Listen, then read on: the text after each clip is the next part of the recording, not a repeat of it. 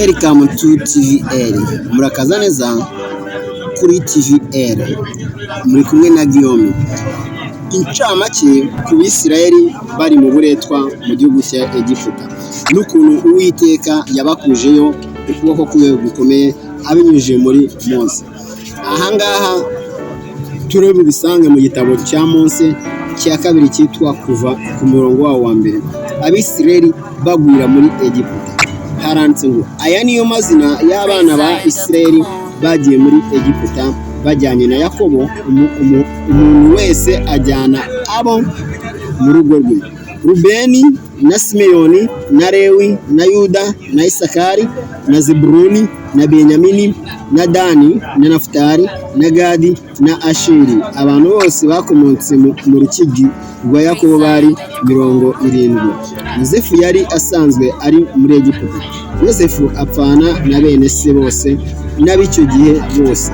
Isirayeli barororoka, barabyara cyane, baragwira, barakomera cyane, buzura icyo gihugu. Kugeza ahangaha ngira ngo mwese mwarasomye murabizi. Ndabibutsa yuko iyi ari incamake ku byabaye ku Bisirayeli mu gihe cy'imyaka 430 bari mu buretwa, uburyo bari babayeho bakubitwa. Ikindi kandi nyuma y'aya mashusho turi buze kureba incamake mu buryo bwa video itwereka uburyo babayeho n'akarengane bakorewe muri iyo myaka yose, maze Uwiteka akaza gukoresha umugabo witwa Mose akabavana muri iki gihugu cya Egiputa. Ariko mbere yuko dukomeza, reka dusubire mu gitabo cy'itangiriro turebe nyuma y'umwuzure uburyo yaje kugenda. Nyuma y'umwuzure Nowa yari afite abana 3. Muri abo bana 3 rero Imana itoranyamo Shemu. Tubyumvikane neza, ni ukuvuga ngo Uwiteka agiye atoranya abantu akajya muri buri muryango akagenda yitoranyirizamo uwo ashaka. Aha rero mu bana ba Nowa Imana yatoranyijemo Shemu. Mu bana ba Shemu kari 5 Imana itoranyamo Arupakisadi abyara Shera abyara Eberi abyara Peregi abyara Rewu abyara Serugi abyara Nahori abyara Tera abyara abana 3 aribo Nahori, Aburahamu na Harani.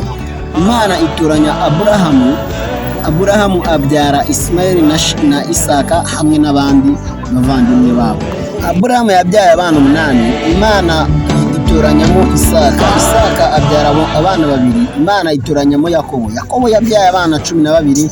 Muri abo bana 12 nibo baje kwimukira muri Egiputa mu Misiri. Imana imaze gutoranya Aburahamu yaramuhamagaye iramubwira iti: imuka uve mu gihugu cy'iwanyu ujye mu gihugu nzakwereka, nzamuhindura ubwoko bukomeye kandi nzahumugisha abazawukwifuza. Mubwira ngo sohoka mwereke. Nanjye namubwira ngo rambura amaso yawe urebe icyo gihugu cyose, mbese wagiheze.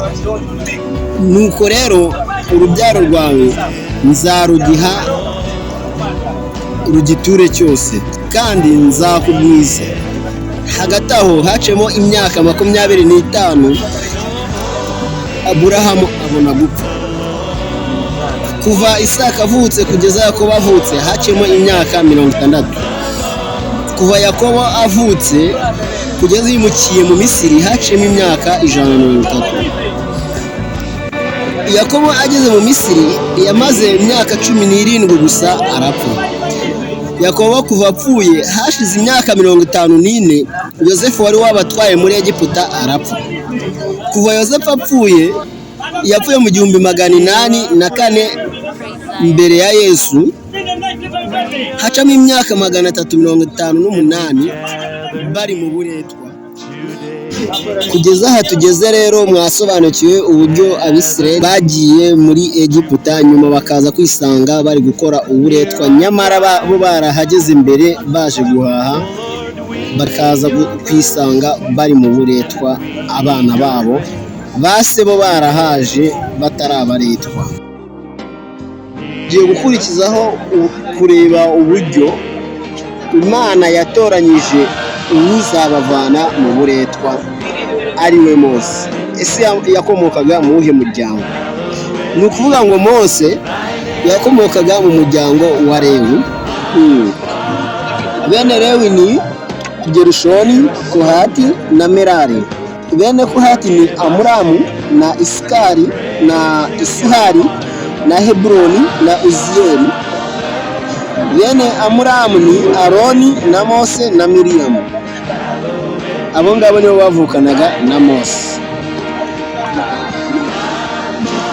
Aroni kandi niwe waje kuba umutambyi akaba n'umufasha wa Mose igihe Mose yayoboraga ubwoko bw'Imana.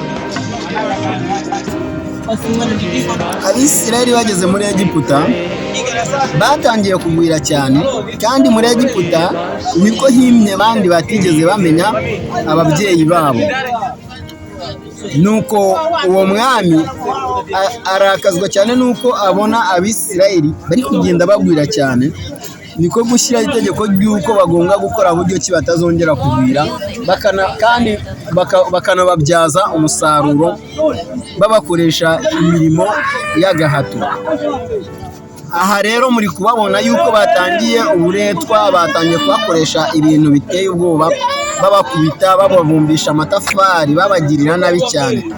Gutaka kwabo kwatangiye kugera ku Mana uko basengaga bavuye mu buretwa bagataka cyane. Nuko Uwiteka yumva gutaka kwabo, niko kujya mu muryango wa Lewi.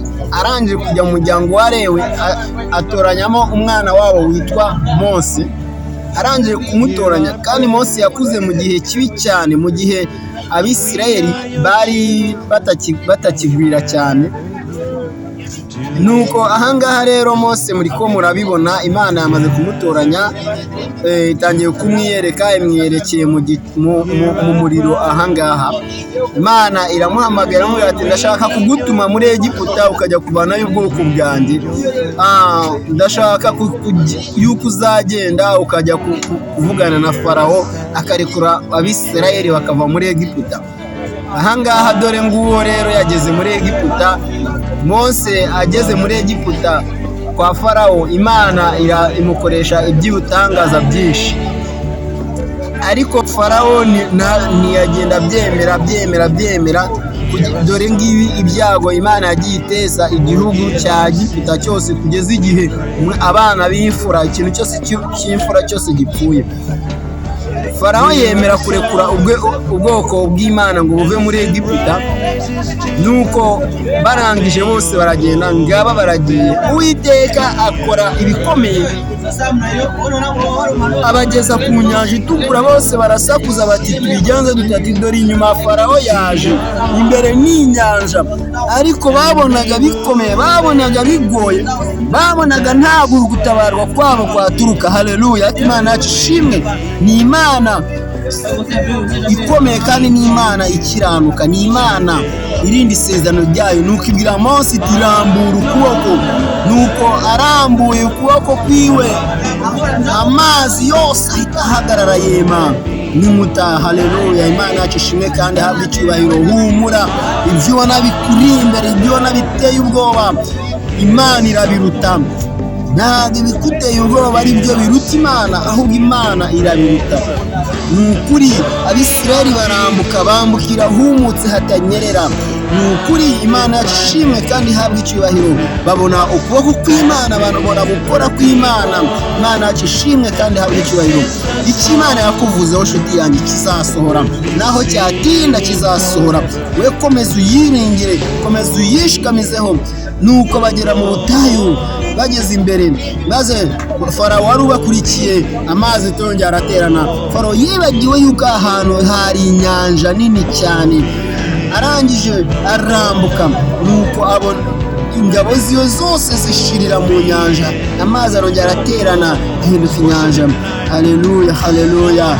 Abisirayeli bashima Imana. Miriyamu araterura araririmba ngo Farawo nuwo ifarashi nto yari ihetse yabiroshye mu nyanja. Ni ukuri kuva igice cyaho cya 15 bararirimbye. Mose aravuga ngo Uwiteka ifarashi nto ihetse yabiroshye mu nyanja. Uwiteka ni imbaraga zanjye n'indirimbo yanjye, ampindukiye agakiza. Bose baraterura bararirimba barishima. Imana ishimwe kandi ihabwe icyubahiro. Ariko mwene data, humura, nubwo ufashe igihe kinini mu ntambara, nubwo ufashe umwanya munini mu ntambara,